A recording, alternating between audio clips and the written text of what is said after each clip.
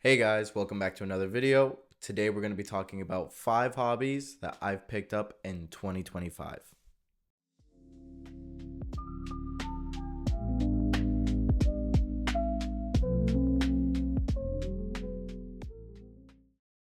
Okay, starting off with the first hobby that I've picked up is Muay Thai or Thai boxing.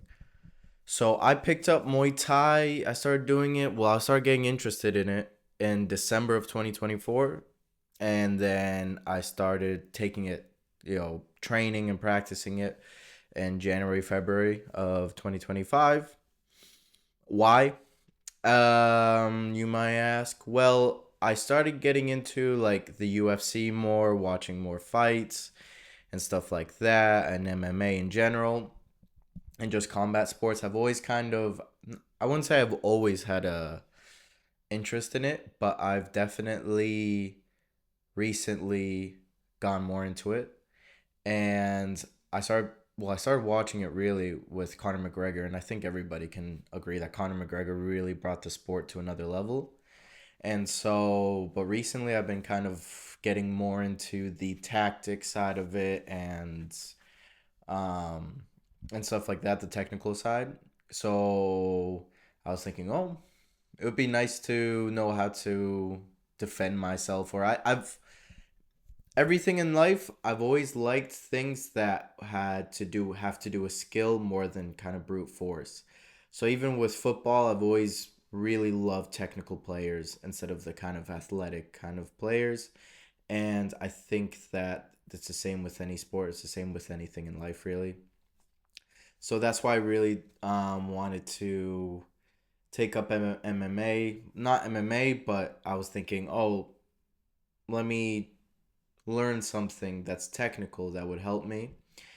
And when I was a kid, I did Taekwondo for about a decade, and, I got black belt and everything, but it's not the most practical sport in the world or self defense.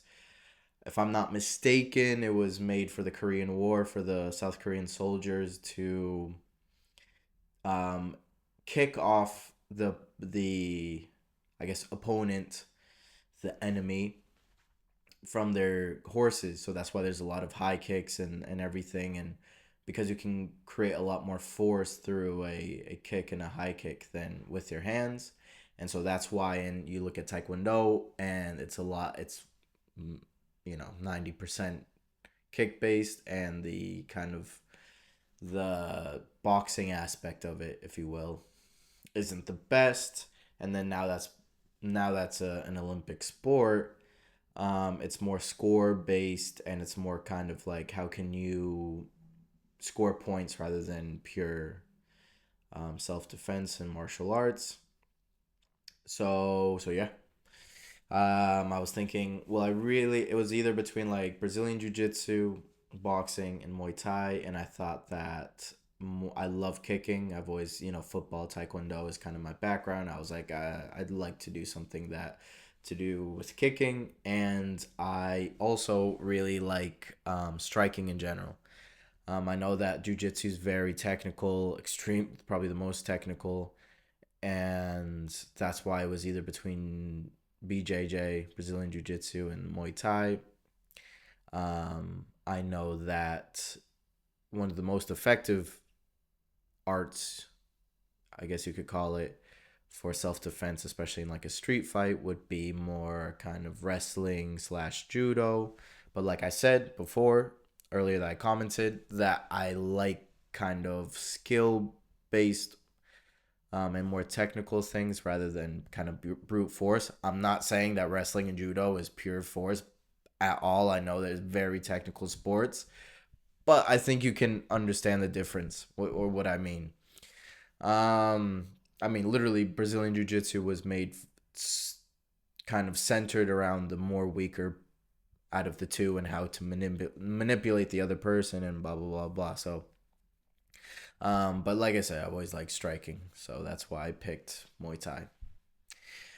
I haven't been really as consistent now that as I was in the beginning of the year. That's because of a lot of things financially, kind of also juggling between the football and the Muay Thai because just like with any sport, anything in general in life, when you start something that you're not used to for the first time, especially let's just stick to sports. You know, I'm used to weightlifting. I'm used to football and stuff like that, or soccer. Um, but when you implement a stimulus to the body that it's not used to, obviously, just by nature, you're gonna feel it a lot more, and you're gonna feel it in areas that you've never felt before. So it was really hard balancing the recovery with the football and the Muay Thai, and also moving to London, having to find a new gym, and just the equipment, the cost of the equipment is kind of like, oh, do I bring my old? Nah, I'm not. And anyways, like I said, I only been doing it for a couple months, so it's not like it's my kind of career, or it's a diehard hobby. I really like it, and I would like to get into it more, but yeah. So that was number one. Number two. So hobby number two is, what was it? Well, we'll start with bartending. When I was moved to London, I found a bartending job where I have no experience with bartending. Even you know, my kind of joke about it was, when you know, if they ask me, do you have any bartending experience, it's always, I've never had experience serving it. I've only had experience drinking it. You know what I mean? So, but like I said, same thing. It's a skill based thing. It's, you know, it's an art, and I'm always up for something like that. I always like kind of skill based stuff. Um, so I was working in that bar for about a month, but it was a lot of different things that just didn't work out. And for example, I was just doing the bar back, so basically just cleaning all the glasses and everything, and putting them back where they are. And I got a little bit here and there when it was quiet. When it was quiet, I would practice making some cocktails, and it was honestly fun.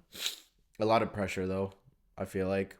Um and also when it was really busy, I would help out in the bar as well, but making like doing the sodas and stuff, nothing really, or just like eh, pouring a beer, like a pint, and it's not, I wouldn't say it's like easy, kind of whatever, but at the same time, it's not, you know, it's an entry level skill to learn.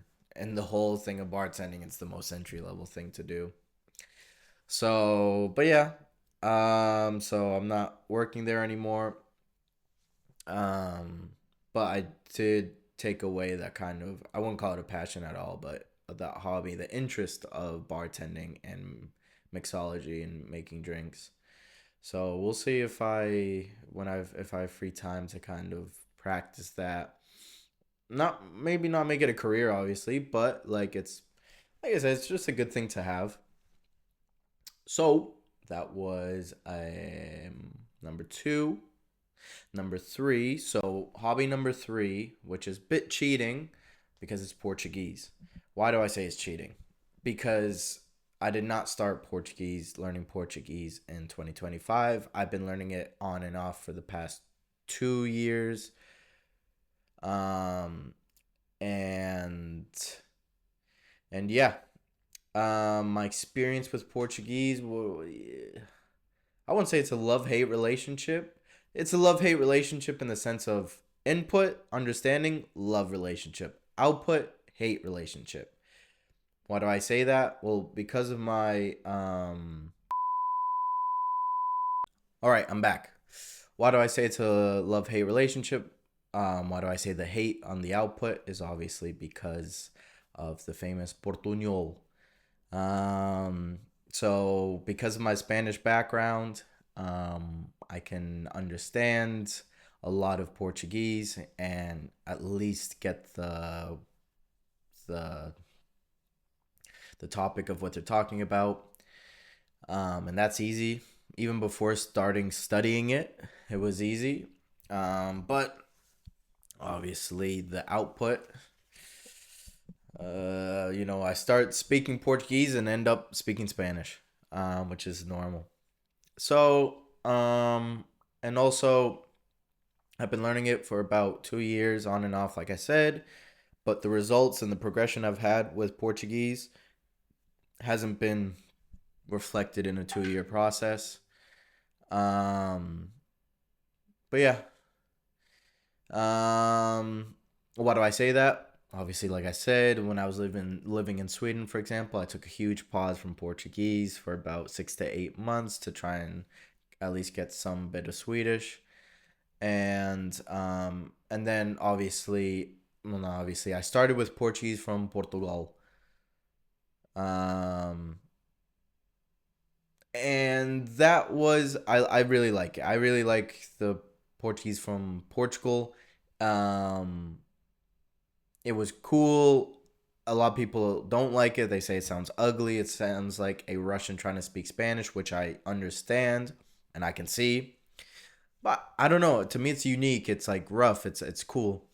Um, but I over time switched to Brazilian Portuguese for multiple reasons. Some being obvious, like the content, the mere pure amount of content online to consume.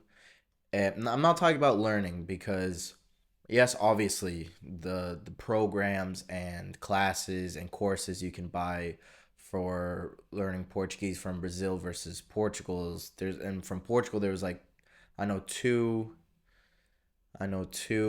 creators and that have courses for Portuguese from Portugal, and I know probably 50 from Brazil. But if you guys know by now, my way of learning languages has nothing to do with buying courses or anything to do with the academics, traditional way. I was doing that at first 2 years ago when I was just starting my kind of language learning journey in general. Kind of doing the flashcards, doing the kind of trying to find buying courses, trying to find the Portuguese at my level. Now it's completely different. Now, I think YouTube is the best and only tool you need to learn any language. So now I'm just kind of consuming native content, and just letting time. I know, like I said, with learning languages, I'm like an eternal student. It's never gonna end. So I just know that you give me 20 years of daily consuming Portuguese, it's gonna stick, whether I like it or not. I'm a big believer in that, and I think the strong research, linguistic, linguistical, linguistical or linguistic research to back that. But yeah, so we'll see. I'm starting to take Portuguese classes actually this week. We'll see how that goes. I'm gonna try to make it that kind of a language exchange. So I speak in Spanish or English for my output, and they speak in Portuguese. Um, I like doing that. I think I don't even with my students. It's kind of like I'm not gonna force you to speak something that you don't know. There's no you can't even force someone. It doesn't work. So the fourth hobby that I've taken up in 2025 is salsa and bachata and merengue. Bueno, I am Puerto Rican, so one would think like I've always been surrounded by those three things. I remember as a kid being in the family parties in our house in Puerto Rico, and because we had a house and on the street in Rio Grande, and across the street was my uncle and my cousins, and they were kind of I had two cousins, one my age and then one like 2 years older. Um, so yeah, you can imagine we would have family parties. So we would go every kind of vacation. So every two to no, 3 to 4 months, we'd go there for like a month or whatever, um, and sometimes spend most part of summers there. And so we'd always have the family parties. My uncle, he always loved dancing, and my mom as well. So they would always be dancing, and there's videos of me trying to dance when I was a kid. So I was always exposed to it. But it's like with anything. There's levels to this. So there's like kind of like I love salsa, for example. We'll use the example of salsa. I love salsa. I love listening to it. It's one of my favorite genres of music. But yeah, and by myself, I can dance a little bit, and I know the basic steps, and then even dancing with someone else, the basic steps, or basic, just what you would see in a normal kind of family party. But ever since I've kind of traveled, going to Colombia, even here in London, Madrid, I would always go out, and they would put like a salsa song on, and I would see these people even on YouTube as well, them but dancing, and the turns, and everything, and the spins. And I was always like, wow, I've always wanted to, I want to learn that. And here in London, I was really surprised on multiple occasions. It was kind of like following me in a way. I would just get out of a train station, and I would hear salsa on a speaker, and I would go over, and it's just people dancing, a group of people dancing on the street, and none of them were Latino. None of them really spoke Spanish either. So you would think like, you know, what are they gonna know about salsa? And you would watch them dancing, and wow, very impressed. And they would have salsa and bachata kind of like nights, and it's one of those things where if you go to a Spanish speaking country, like a Latin country, Latino country, I don't even know how I would say that in English. But you would go, and yes, obviously you're gonna have, it's one of those things where you're gonna have the best of the best, like professional dancers from there. But just a normal night, like you go to any bar or club, they'd have salsa, and everyone dancing there. I'd say the average level is below than here in London, because if the people here in London who are dancing, who go to salsa nights, is because they have a true passion for it. They're not even Latino. They just have a passion for dancing it, and so obviously they practice more, and they practice more of the kind of professional dancing, or however you want to put it. You know what I mean? So yeah, that was something. I've been to a couple salsa bachata classes. When I was in Colombia, I gave some. That was fun to other gringos. Um, but yeah, you know, it's a completely different animal, that kind of the classes versus just um for example, being in Puerto Rico and everyone just dancing normally. So yeah, that was one thing that but the thing is, I know in Colombia, if you want to take classes, like even private classes, it's a lot cheaper. So that's another thing that I haven't really been as consistent on because of financially. Like here in the UK or in London, if you want to take a one-on-one class for salsa, you'd be looking at about £80 per hour, and in US dollars, that's about $100 an hour. So, you know what I mean? And I feel like in the group classes, obviously, you're not going to get as much progress or whatever. I feel like the group classes are more to apply what you've learned either by yourself or one on one. So it's hard to kind of progress through the group classes um, in that way. And I've done both. I've taken like private classes in Colombia, and I've done the group classes here. And obviously, the private classes in Colombia, I feel like because it's one-on-one attention, you get more into the details and more personalized class. And then the group classes here is more general, generic, and they both cost the same. A group class in London versus a one-on-one 1 hour specialized class in Colombia. So yeah, the last hobby that I have taken up, I don't know, would you call this a hobby? Yeah, you could call this a hobby, maybe collectionist, but I'd say it's a hobby, it's a passion, is what you can see. Oh, boom, boom, right there. Fragrances, colognes. So, I've always been into fragrances and colognes. My first ever fragrance really being Polo Red, and I remember like smelling it and thinking, "Wow, you know, it smells good." Um, if you ask me now, Polo Red, I think it's a great beginner fragrance, but I would probably go different beginner fragrances.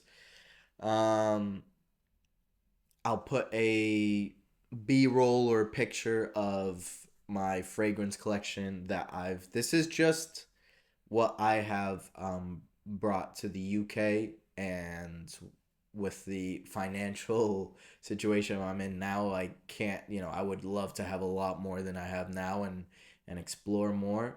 But this is what I just have here in London and what I've kind of collected over the past couple months. Boom. Look at that. Beautiful. Anyways, um, so yeah, um,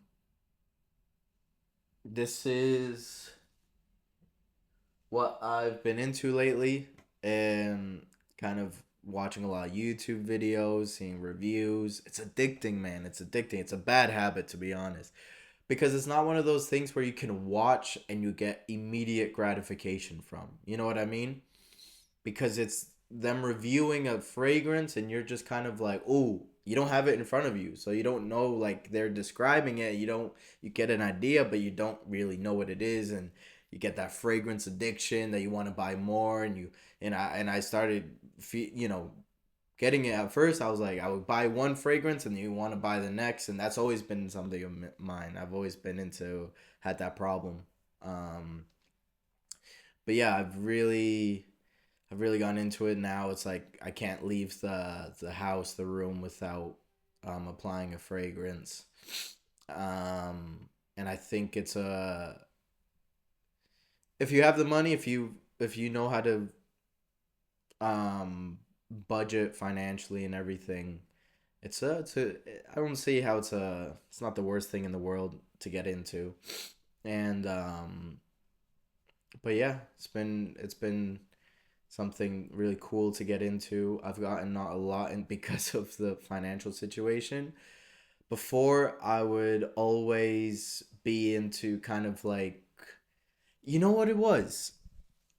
So, before, for example, when I was in uni, I would go to like the fragrance shop and I would physically, obviously this would be normal, but test them out like with my own. I didn't know about seasonal things. I didn't know about notes, base notes, high notes, dry downs, openings. I didn't know anything about that. I just went and kind of tried them out. Didn't really know what was the best or the biggest kind of design. I didn't know what the difference between a designer, niche, dupe, Arab, kind of all those different categories was. I just went and tried them out.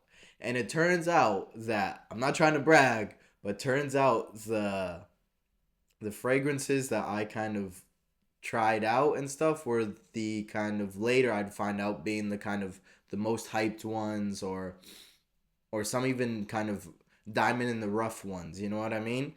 That I really liked in the moment, and that later I would find out, and I thought it was just normal, but later I would find out through the things and like, oh, these are the underrated ones, and I'll be like, oh wow, I'd find the one that I picked out, and I'll be like, wow, that's the one I felt a little proud of myself, of my nasal capacities. But yeah, it's been, and so I feel like when I was didn't know anything about fragrances, it was a lot easier and more fun, I'd say, to pick one out because it was just purely off of vibes and how it smelt. And now I've done some like blind buys, and now I feel like I'm more informed and I'm more like I know a lot more about the area. I'm making worse decisions. You know what I mean? Because it's kind of like, oh, 10 blind buy safe dupe fragrances that every man should have in their collection, for example. And that would kind of, like a little scientist cross check and be like, oh wow, this fragrance was mentioned in multiple different videos by multiple different trustable kind trustable trusted kind of influencers that have a lot of fragrances in their collection, so they must know what they're talking about. And I would buy it thinking it was just a safe buy, and then I would smell it and be like, oh, not my favorite. So yeah, that's been a experience. And but yeah, those are, you know what, I'll add in a bonus hobby.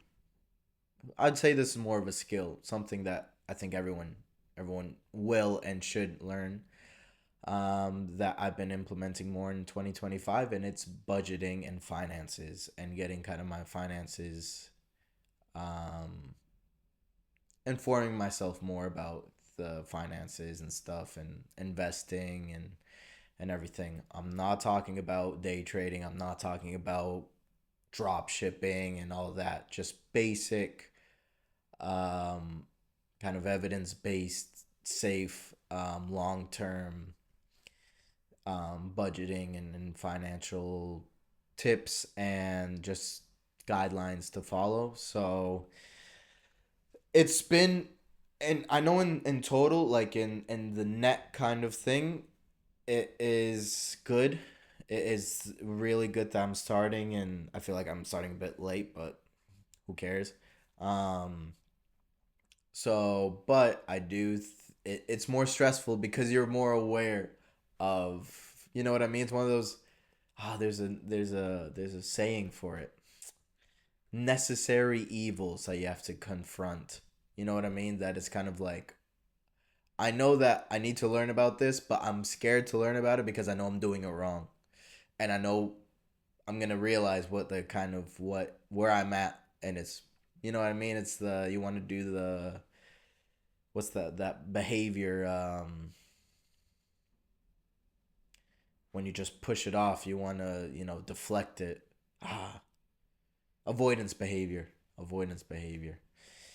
But yeah, that's something that, learning how to track your expenses, what uh stocks to invest in, well, how much to invest, what is investing, should you invest, pros and cons, and how to, but also you know just how to grow an income, save, should you even save, how much should you save, emergency fund, this, that, blah blah blah blah. And it's a lot, like I said, especially coming to London, and then I was like, oh, okay, I'm gonna have a steady job, I'm gonna be able to implement everything. And then when I left that job because of the multiple reasons, um it's more stressful now because now I know all that information, and now it's like you have all this information but you can't apply it yet, and I want to, and it's like, and I'm working on these like long-term goals.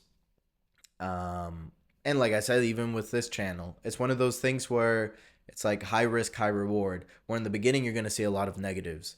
You're going to put in a lot of time, effort, money, and for example, let's use YouTube as an example. A lot of YouTubers, obviously there's going to be always exceptions, but a lot of YouTubers you'll see, in, like, if you make it into a graph, it's kind of like the first 5 to 7 years it's stabilized, and it's maybe, but from a financial standpoint and returns of it, ROI, yeah, return of investment, interest, standpoint, it goes down because it's like you're putting in all this time, effort, money, set up, and investing and buying this and that and the microphone, and you're not getting anything out of it. But it's like language learning that, um I remember one of the Spanish kind of teachers online. He talked about, I think it's Spanish language coach. He used the idea of bamboo, and it's kind of like when you plant bamboo for the first, I think it's like 5, 7 years. I don't know. You don't see anything. But what's happening is that it's creating its roots and it's creating its stability. And then in like the eighth year, in 1 year, it grows as as tall as it does. And I think it's the same thing with these type of careers like YouTube, for example. It's like you don't see anything until all of a sudden you see it. And it's rarely one of those things where it's slowly incrementing, because YouTube is it's the Wild West where you don't, it's really hard to, it's really rare. Like usually by nature, a lot of things in life, it's that kind of slow progression, and you see that it's like always like that, the kind of slow progression in the graph. But a lot of times in YouTube, it's kind of like maybe this for the first 5 to 7, and then you have one video that goes viral, or you have one collab that a lot of people come to your channel for, whatever. So going back to the finance thing, it's really interesting, kind of. It's difficult, when I'm trying to do stuff like this, because in the short term you're just seeing negative, but you know that in the long term, if you're consistent with it, well, you don't know, no one knows. But hopefully in the long term, it's kind of like it can have a big ROI, return of investment, in the long term. But that's the long term, and it's another life lesson, right? Patience. Anyways, I've gone on enough about all these life lessons and everything. But yeah, those are the 5 hobbies I've taken up in 2025. There's probably a bit more, there's probably a bit less. It's always going to be changing, and I just thought it was a cool video idea to be talking about stuff. If you guys have also gone into similar hobbies, the same hobbies, or recommendations for other hobbies, or either other side hustles or anything like that, make sure to leave a comment down below. Thank you for watching today's video, and I'll see you guys next time. Peace.